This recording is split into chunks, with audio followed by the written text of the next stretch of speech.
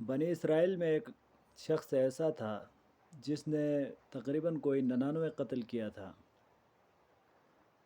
تو ایک دفعہ اس کا دل میں خیال آیا کہ میں توبہ کروں۔ اس نے پوچھا کہ سب سے بڑا عالم کون ہے دنیا میں؟ اس وقت راہب ہوا کرتے تھے۔ تو اس کو کہا گیا کہ فلاں راہب بہت ہی بڑا راہب ہے۔ تو اس کے پاس گیا، اس نے کہا کہ میں نے 99 قتل کیا، کیا میری توبہ قبول ہو جائے گی؟ تو راہب نے کہا کہ آپ کی توبہ قبول نہیں ہو سکتی۔ اس نے اس کو بھی قتل کر دیا، اور اب پورے کے پورے 100 ہو گئے، اور پھر پوچھنے لگا کہ میں نے 100 قتل کیے، اب ایسا آدمی، کوئی بڑا عالم کوئی ایسا ملے گا جو مجھے توبہ کا حکم دے؟ تو کسی نے کہا کہ فلاں جگہ پہ ایک بڑا عالم ہے، اس کے پاس آپ چلے جائیں۔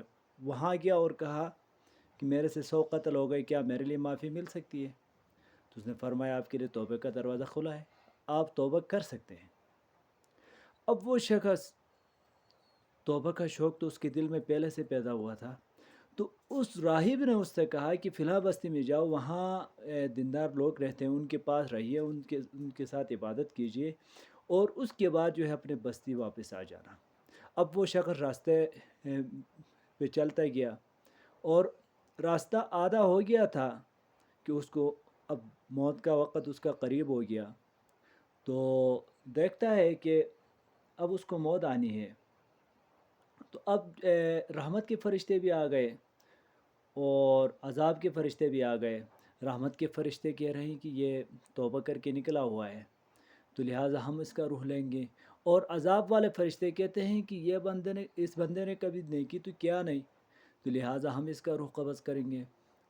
اب ایک فرشتہ انسانوں کی شکل میں آ کر ان کے درمیان فیصلہ کرنے لگا، اور فیصلہ اس نے یہ کیا کہ اس کی زمین ناپی جائے، اور جہاں تک یہ بندہ چلا ہوا ہے، اگر اس بندے نے سفر زیادہ طے کیا اور وہ جو اللہ والوں کی بستی ہے وہاں کا یہ بندہ قریب ہوا ہے، تو یہ بندہ تو حقدار ہے کہ اس کا روح جو ہے نیکی والے فرشتے، رحمت والے فرشتے لے لیں۔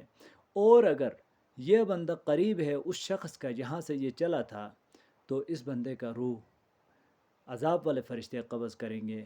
اور ناپنا شروع ہو گئے، اور ناپتے گئے، اور الحمدللہ ہوا اس طرح کہ ایک بالشت وہ اللہ والی بستی کے قریب ہو گئے تھے۔